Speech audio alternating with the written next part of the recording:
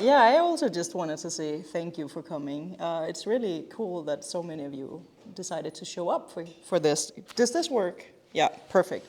So some of you I have also taught, because I also teach at the Department of Game Design. So you will know that I tend to go into these theoretical, like fun little adventures, and you will be subjected to that this time as well. So that's just how it is with me. But it's still okay to be like. Yeah, there's no pretense of needing to understand everything or being like, this is just, I write my dissertation about this, so I'm deep in the deep end of this, which, sometimes you become like, oh, yeah, this is common knowledge, and like, it's not. And I also got reminded yesterday by also a former student that I might need to explain what Dark Souls actually is, because I can't just like expect that everyone has played Dark Souls. So we'll get to that.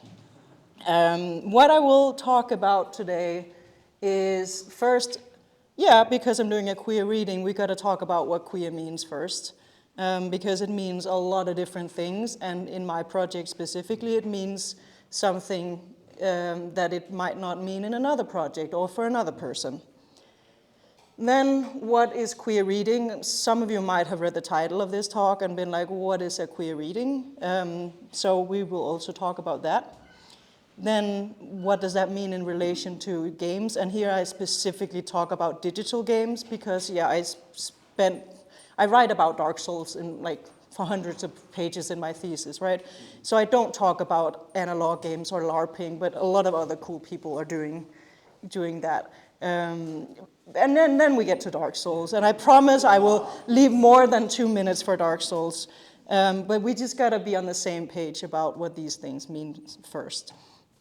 So queer game studies is what this project and my dissertation is kind of building on, which is a tradition that has been around for a while, but around after Gamergate, in about 2013-14, it kind of took off because it was necessary for it to take off because of that.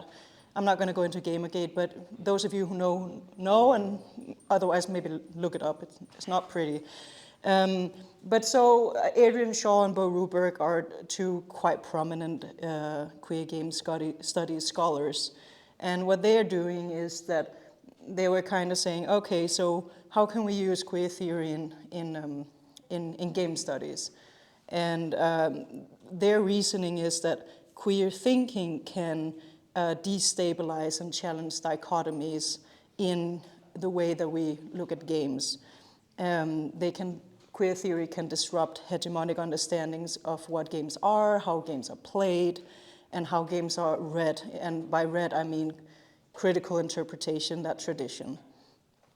So it's a strategy for disrupting dominant assumptions about games, how they should be studied, critiqued, made, and played. That's kind of the framework. And then you can put a lot of different things under there.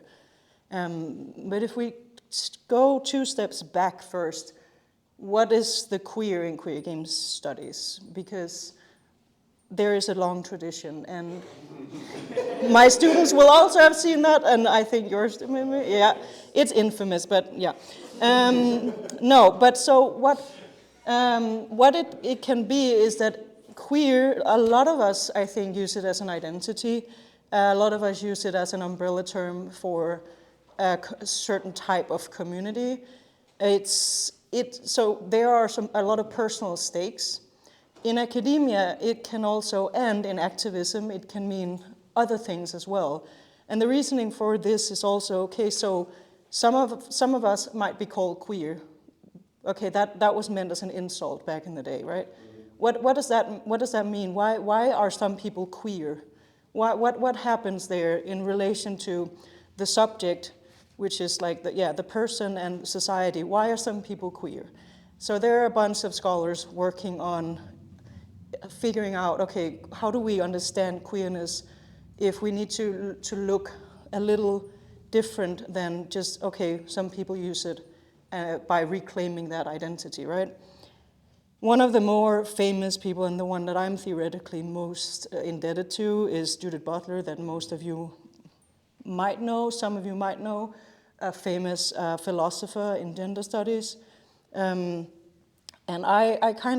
queer theory can be a lot of things. I base my version of queer theory on Butler's work, and I do that for two reasons. Because Butler is good at talking about subjectivity and good at talking about discourse and power relations, and good at seeing how those things are connected. So Butler has written a lot of stuff. The work I mostly use is from the early 90s, and they wrote a lot of stuff about queerness in that period, and a lot about how gender and sex is constituted, how gender and sexuality intermingles. But what I really find interesting for Butler is they build on these 100-year-old psychoanalytical articulations of what subjectivity means, and then they combine that with, okay, so what are the political ramifications of thinking about sex and gender and desire in psychoanalytical terms, while simultaneously understanding that the notion that we might be familiar with of power relations, and like whether that be racism or misogyny or these power relations or structures, also need a theory of the subject. So Butler can kind of combine those things. And what that specifically means is that they are highly critical of the patriarchal use of psychoanalytical theory, but they recognize that the subject, me in this instance, you guys, is a split subject. Means that it's the barred subject, and the split subject in psychoanalysis means that we're always alienated from ourselves. We can never fully know ourselves. We can never meet an ideal version of ourselves. There's always something that we cannot know, it will never know. And that's why we call it like a split or barred subject. You're barred from knowing yourself. And that is an effect of the signifier, meaning that's an effect of language. Because as soon as the subject becomes a subject of language, there's a difference between what is said and the person saying it as well. And the way that language works, there's always gaps. You can never really meet yourself in language either. So Butler does this thing where they go through, okay, yes, that's cool. What about discourse and power then in relation to that? And what they say that was quite groundbreaking at that time, and which I still think is quite groundbreaking, is that any theories of discourse, which is how language and power works through language, must take into account the domain of what is expelled through foreclosure in the founding of the subject, and what then returns as part of that founding of the subject. So in being a subject, that thing that we can't know, that lingers. There is then a defining a lack of the subject, but that lack persists as a defining negativity. And that is where Butler becomes political, and I'll get to that. Because, yeah, again what I said, like we must take into account what is foreclosed, what is disavowed, what is cast out. And that disavowed, that cast out, how that stays as a founding part of any subject. And then we get to this, and this is a long quote, was one of my favorites. So I'm just gonna read it, and then I'll talk about it. So what Butler says, because this relates to then social objection, so the heterosexual imperative enables certain sex identifications and forecloses and or disavows other identifications. This exclusionary matrix by which subjects are formed thus requires the simultaneous production of a domain of abject being, those who are not yet subjects but who form the constituted outside, to the domain of the subject. So the abject designates here precisely those unlivable and uninhabitable zones of social life which are nevertheless densely populated by those who do not enjoy the status of the subject, but whose living under the sign of the unlivable, of the status of the subject, whose living under the sign of the unlivable is required to circumscribe the domain of the subject. So that was a long quote, but what they're saying here is that if we think about sexuality and gender and how that's policed, think about how queer, for instance, what makes something queer? Why is queer a thing? Here, according to Butler, there are the straight subject, and that there needs to be something that borders off that subject for it to be able to consider itself straight. So that becomes the queer in that sense, that there is something outside that system that makes those types of subjects possible. And that's what Butler talks about social abjection, that you have a domain of abject, not really subjects, that facilitate the construction of the real subjects. And we can also see this in relation to nation states and racial issues and borders and how we police who gets to be a subject of the nation and who does not get to be a subject of the nation. So this pertains to more than just sexuality and gender. But I think that's one of the strengths. So in terms of the queer, there is that logic of foreclosure that founds the subject, which Butler applies to discursive practices and disciplinary power, where the matrix by which subjects are formed likewise requires an abject domain.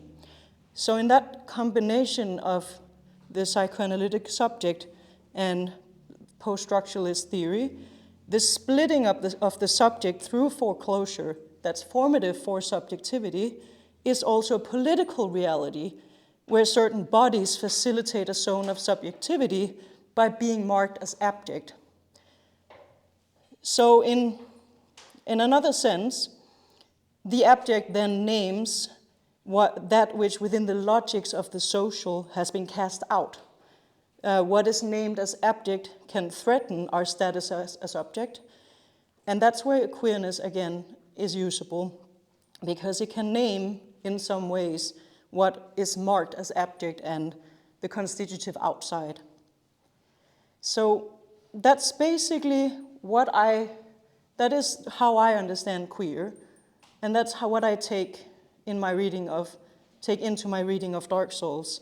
And to kind of summarize that a little bit, it is that what works as the outside in subjectivation and which bodies bears the burden of this marking that allows for a queer analysis through the political investment in subjectivation and desire. So for instance, again, the queer subject, the non-state, the non-citizen, all of these beings and non-subjects that somehow facilitate that some people can be a citizen and some people can be a straight subject. So that was not about games at all, but I'm invested in how this can be used to nerd out about a specific game and how that relates in Dark Souls specifically to both the rules and the fiction of the game. And I am specifically interested in Dark Souls because it has a certain reputation for being this really, really hardcore game, and you have to be super good and la la la la la. And then, as someone who's been obsessed with it for years and years and years, I sit on YouTube and I watch all these queer people geek out about it, and I'm like, there's this whole other community around the game that is super queer, lots of trans people, lots of queer people, and I'm like, why are we so obsessed with this game? This is interesting, there's something here, because it's not a game where you can like romance some queer person, or you can, like, there's none of those things in the game. And on the same time, it has that like really obnoxious reputation that I don't really recognize when I engage with the game. So queer readings is a literary tradition that's quite old, and it kind of became a thing because queer people were not included in anything.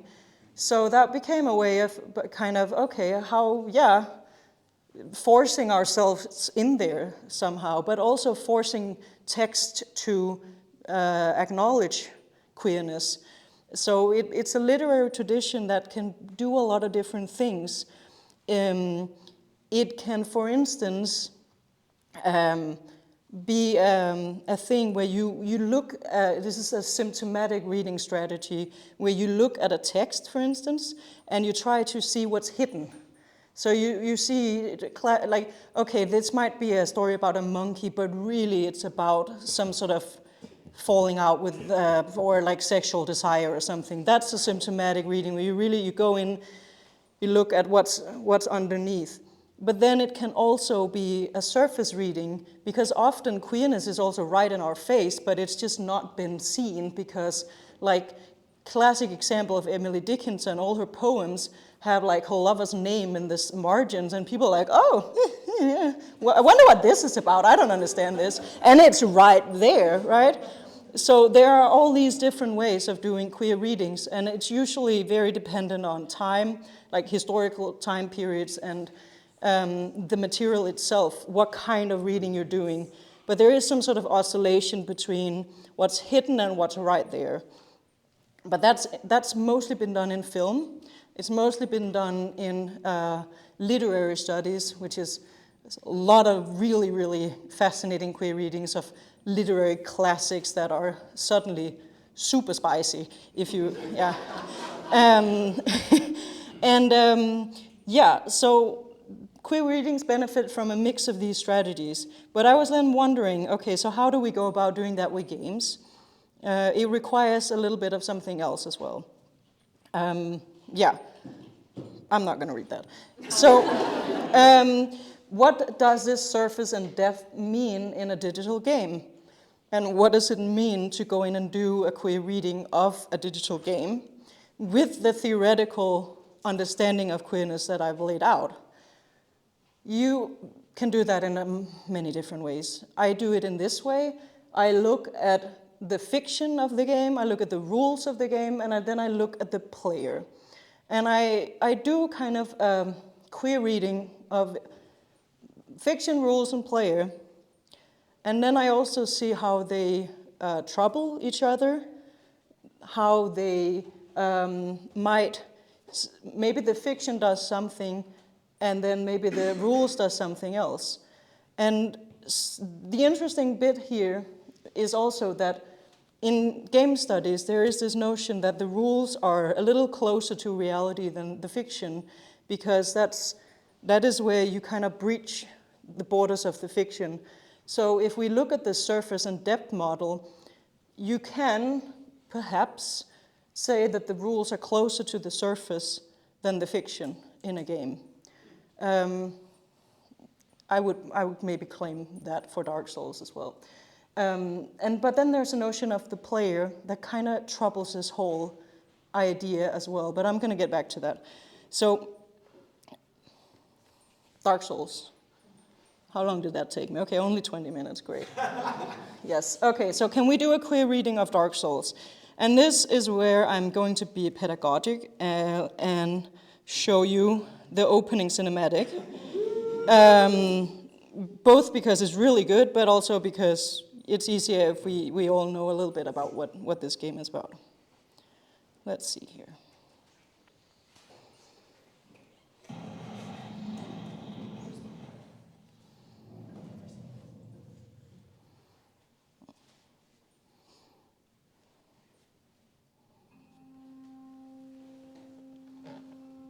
In the age of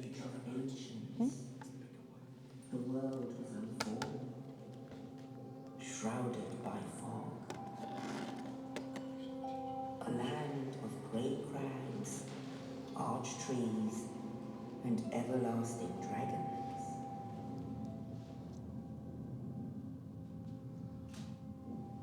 But then there was fire, and with fire came disparity. Heat and cold, life and death, and of course, light and dark.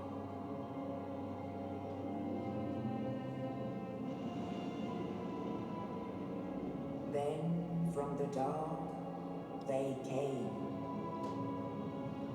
and found the souls of lords within the flame.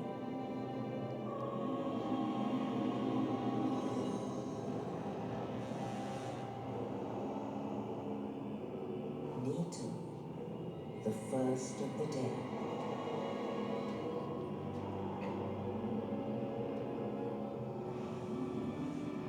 The witch of Isolith and her daughters of chaos.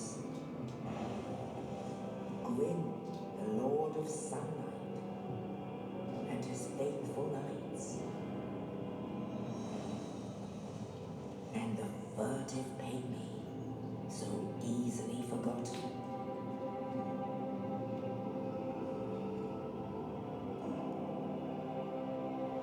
With the strength of lords, they challenged the dragons. Gwyn's mighty lords peeled apart their stone scales. The witches weaved great firestorms. Nito unleashed a miasma of death and disease. And Seath the Scaleless betrayed his own, and the dragons were no more.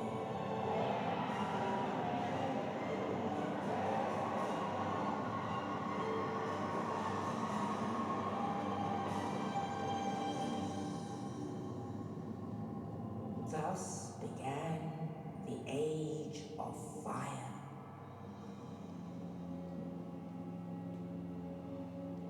But soon the flames will fade, and only dark will remain.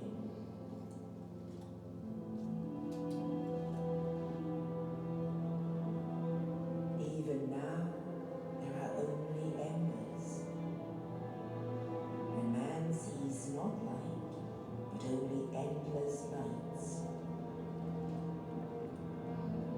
And amongst the living are seen carriers of the accursed dark side.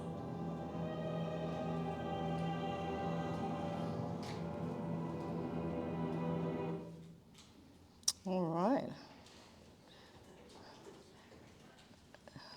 So how many of you have played this game? Okay, quite a bit. So you all know that when you then start the game, you don't see any of this. This is the cool background genesis origin story of the game, and then when the cinematic ends, when you're starting up the game, after this cinematic, it plays out a little differently at the end. The camera creeps down the hallway of this really, really derelict, ruinous asylum, and then your character sits in a cell, like completely abandoned, just looking like this. This is my character. And so you start off as one of these undead that is a carrier of the dark sign. And in Dark Souls, the whole the goal of the game is very obscure, but it's presented to you in a way that you're a chosen undead that goes on a pilgrimage. You're supposed to ring 2 bells of awakening. Then you're supposed to inherit the Lord Gwyn, the Lord of Sunlight that we saw in the cinematic. You're supposed to inherit his position.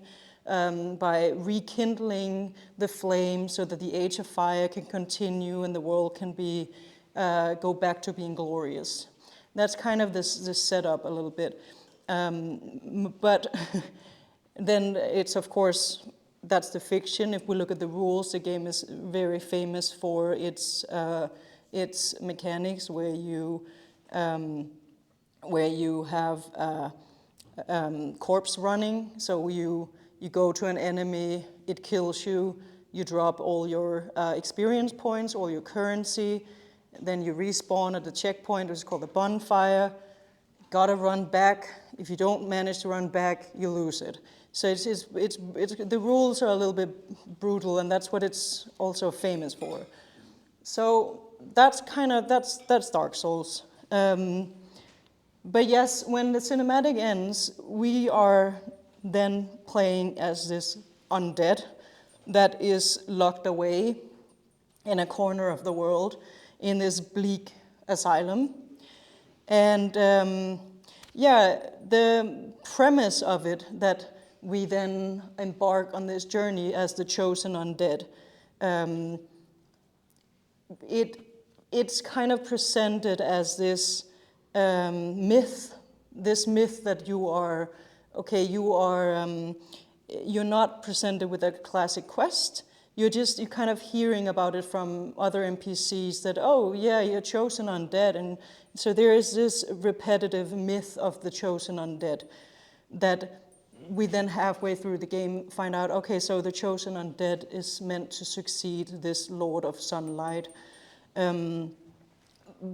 But then through the game, we uncover that what actually kind of supposedly happened was that this Lord of Sunlight was terrified of humanity and the dark. And because of that, humans got branded with a ring of fire, which is that dark sign that the narrator talked about in the cinematic. And that is what makes them undead, because it burns away all the excess leaking humanity. And this branding of humanity, turning them undead, is then a systemic mechanism that prevents humanity from ever going wild or for a dark lord to emerge to contest the Lord of Sunlight, Lord Gwyn. So there is this, but that is only something you can uncover as you go through the game. But what I would like to then say about the fiction, already this premise, because in my dissertation I go into details about a lot of game objects specifically and where they're found, but just that summary of the fiction, and having talked about abjection, we can kind of see how the undead from the beginning of the game are positioned as sort of something that is isolated. They are literally branded. They are a threat to the system and contained through both the dark sign and through being locked away. So the undead are somehow, through both systemic implementations of imprisonment and disciplinary power, where they adhere to this myth of, oh, I'm the chosen undead, and then you just go ahead and do that. They are inhabiting this, what Butler would call a zone of abjection. That is what makes the Age of Fire possible, because it relies on the undead burning themselves at the kiln of the first flame at the end of the game to keep this system going. So the undead are somehow, because of Gwyn's fear of the dark, becoming this not really subjects, but subjects that are allowed to be there because they can keep the system going. And in the fiction of the game, this hegemony of fire, which is the current Age of Fire, the Reign, the character we play as is compelled to go through the game by this myth. Again, they're compelled. We don't get any quest rewards. We don't really get incentivized design-wise to pursue this. It's also something that we kind of just go ahead and do it. So we are perpetuating this structure of the Age of Fire, and the undead are vital to that Age of Fire, because by throwing themselves at the first flame at the end, there's this, in an act of complete self-annihilation, right, because they burn themselves to crisp. That is what is integral to keeping humanity at bay, while at the same time enabling the Age of Fire and those subjects that are benefiting from the Age of Fire. So basically, if we want to do a queer reading of the fiction of the game, where the queer is about social abjection and what is outside, this is, we can argue that humanity is kind of the disavowed that returns in the system as undead subjects, and that way that what Gwyn was cast away, this anxiety about the dark, that foreclosed returns as the founding negativity of the system because it's dependent on it. So that's very convoluted, but it's in the fiction, it's right there. So that's both it's both a reading that goes into, it's a symptomatic reading, but it's also surface reading, because this is the plot of the game, right? But using these theoretical frameworks, we can say, okay, so the fiction of Dark Souls can actually also, is very much right there about social objections, very much right there about sustaining specific systems and wanting to sustain specific systems and using specific subjects to do that by excluding them from that same system. So that's the fiction. But then you also have the rules. And this is where I think it gets also interesting. Because the rules, as I say, it's you die, you lose your souls, you lose your humanity, you respawn at a bonfire. Those are that's a game loop. And that can be summarized a bit about it's repetitive dying, right? You die over and over again in Dark Souls, and you keep coming back.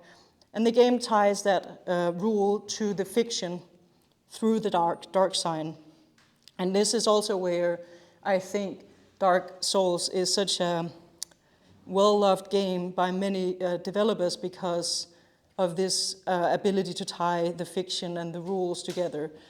And this is an item description. You find those all over the place in Dark Souls. You pick up an item, you can read what it's about. And the dark sign is something that's already on your character in the beginning. You don't pick it up, it's already there, because it's that branding that was put on the undead. And it says here that the dark sign signifies an accursed undead. Those branded with it are reborn after death, but will one day lose their mind and go hollow. Death triggers the dark sign, which returns its bearer to the last bonfire rested at, but at the cost of all humanity and souls. So in a game design context, the dark sign is a game object that says something both in the fiction of the game and in the rules of the game. And if some of you have had a Doris Rouge class, you might know that as fiction science and rule science. But that's a story for another day. But so the dark sign here, the fiction that we just went through, you have that in the rule as well. And it communicates to the player, both through the rules and the game's fiction, that dying is a constant foundational condition for the undead. And therefore, this dark sign ties the player's actions and the undead's history of abjection together in this act of dying, both indicating to the player that dying and returning to the bonfire is an expected part of the play experience, and that dying and returning to the bonfire is a condition of the undead. So the dark sign here is a really interesting object that both it ties the play experience, the rules, and the fiction together in this almost like a knot of meaning where the temporalities of like what happens in the game, but also what happens when you play, is meshed together. So it communicates both through rules and fiction that the undead are abject beings, bound to repetitive dying, and then that the player is bound to repetitive failing. And that's where the player comes in. So what happens to the player here? Because now in the fiction of the game, I've argued, okay, it's about social objection in some way. In the rules, it's about some sort of repetitive dying. Those are tied together in a quite consistent reading. But so what happens to the player? Because there's a lot of game studies research that's been done on, for instance, racist impulses in game studies to assume that you can play a game like you're in someone else's shoes, right? So then you can, like, Lisa Nakamura and, for instance, Sabine Hara that works here as well, and like they've all argued about these ideas that you cannot just playing as, for instance, playing as a black character does not make you inhabit the body of a black person. You cannot take on that experience in the digital game in that way. So what happens if we want to consider the player in Dark Souls? Because now I've argued that you play as this undead subject that has experienced abjection. You also play in this way that you keep dying over and over again. But so what I want to do, and I don't want to go into a whole long thing about it, but I'm trying to do a thing where I look at the player not as someone that is the center of sense making in relation to the game, but as a subject as well. And that, if we recall, in Butler's theory of the subject, you cannot know yourself fully. You are never complete. You're never fully anything. So what happens if the subject is then involved in this play experience? And this is where we can queer the common interpretation of Dark Souls as well. Because if we look at the player as a subject, what is often said when you read about Dark Souls is that people enjoy it because they can become really good at it, get good, master the game. But if you apply a theory of the subject, that is not at all where the enjoyment of the game comes from. There is no enjoyment in mastery. The enjoyment of the game is by failing the game. You fail, that is where the enjoyment is. So why else do people quit the game when they become good, right? You fail through the game. That's where the psychic engagement with the game is. It's also through suspicion. So Dark Souls has this thing where there are illusory walls scattered across the game, and unless you know where they are, you're supposed to kind of like clink your sword at every wall and see, okay, can I get through here? No, okay, but ooh, here's something. And most often, there is nothing. Sometimes there's a little item or something. Sometimes there's no illusory wall, and then you just look like an idiot, just doing clink, clink, clink. But then sometimes there is something. And the image that I used here is Ash Lake, as infamous for being hidden behind several layers of illusory walls that is a whole entire area. But then when you get there, there's also just really nothing. It's beautiful, but there is, look at this, like it's completely, I would say this is an image that is defined by absence and by gaps, and there is really nothing. It's something, it's completely foggy and undefinable. So what that means as a player, if we consider player subject, the engagement with the game is driven by not really ever knowing if the game is hiding something. Is it hiding something? And even though it's not by finding something, it's not by mastering the game that we get enjoyment from it. We enjoy it because we always suspect it's hiding something, and the game can never really confirm it's not, or that it is. And then at the same time, it's this repetitive failing. And in, again, the theory of subjectivity, that is the basic premise of desire. Desire works through not being able to ever achieve what you desire. So there is some sort of desire baked into the gameplay experience. But that's the fun thing here, because Butler talked about subjectivity, and Butler talked about subjectivity as a whole general thing, not just about how queer subjects become anything, but as subjects that become something that becomes queer in the political. So the gameplay experience talks about desire in a very general sense, not in a queer sense, just this structure of desire through failing. And then it is through the rules and the fiction that queerness is made into something political. That's where so we have some sort of universal experience of desire that works through engagement with the game, and then we have the queer that's constituted in the fiction and the rules of the game. And that's also, then you can say, that is, now I'm not doing a player study, but it's really, really fascinating how you can then claim that Dark Souls is a very, very queer game. But it's not queer in the way that it is about a specific type of player or a specific type of identity. It's a game that where desire is baked into it, and that gets politicized in the game's fiction and the rules. But that also speaks to how all subjects in some way are queer. Desire is always queer, but then queer subjects are made queer through politics. And that would be the radical way of claiming that, yeah, we are all queer, but some people don't.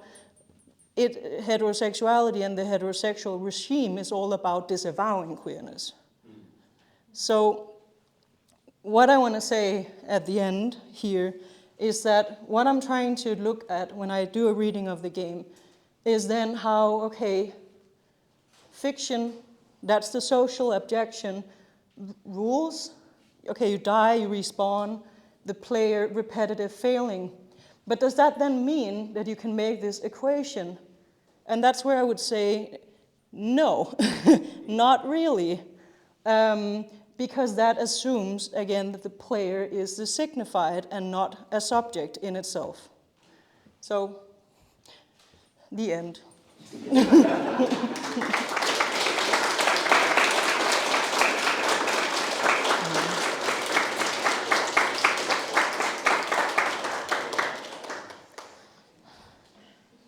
Yes.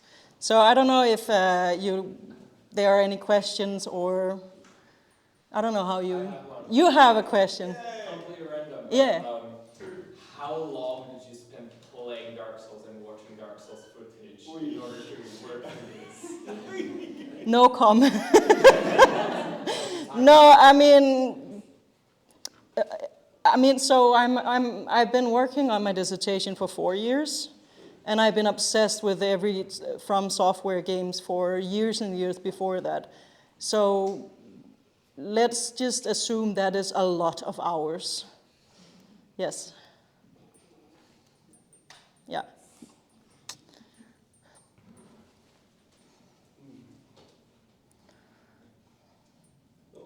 Yeah. So speaking of Butler, do you ever use any of the gaze, the reverse gaze, and anything like that as well? So I do, like, you mean the gaze with the set? Right? Yeah, with the set, not the gaze.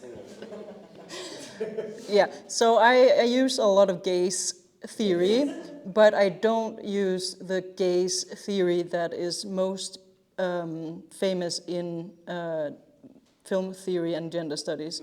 So the reason I did not include it here is that it requires its own theoretical tangent.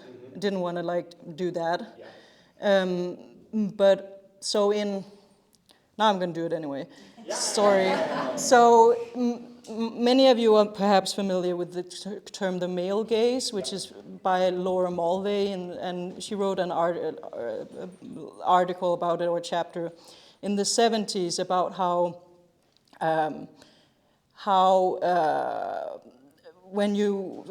sexist and misogynist film is, and I completely agree with that. What she does is that she writes about mastery. She writes about how the camera becomes a gaze that is then when the spectator is attaining mastery over often a female subject on the screen. So that's one trend of film theory, and that's been very influential for good reason, because film and every other industry is completely misogynist and sexist. But so theoretically, I agree with that premise, but then I don't agree with why it's sexist and misogynist, because as this reading, what I just said, the psychic engagement between me as a player and this, which goes for movies as well and books, is not about conscious mastery. And what Mulvey does is she ascribes mastery this massive,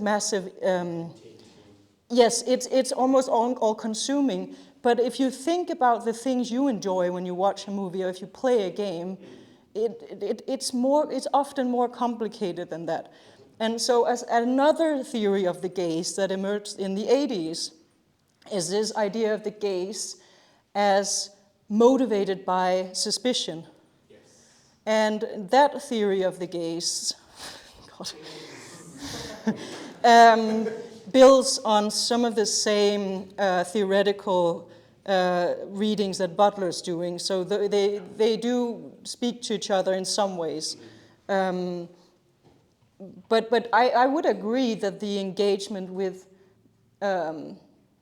the game here, and I think you can almost see the gaze in this image if you think of the gaze as this one of where you cannot see. Yes, exactly, and it's almost like the game gazes back at you, but you can't see that. It's almost this, like the game, it feels like it knows something that you don't. And that is, I think, a more interesting and also more, it allows for a more subversive reading because it doesn't keep us locked into this misogynist, sexist structure that we can't break out of. Yeah. Yeah, because I was asking ironically because this is a very phallocentric. Yes. Yeah. Yeah. I mean, anything with giant pointy swords that are erect and powerful, you know. Yeah.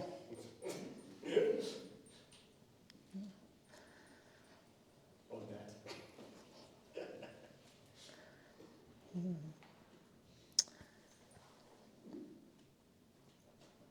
I guess if there's no more questions, thank you very much. Yeah. Thank you for coming.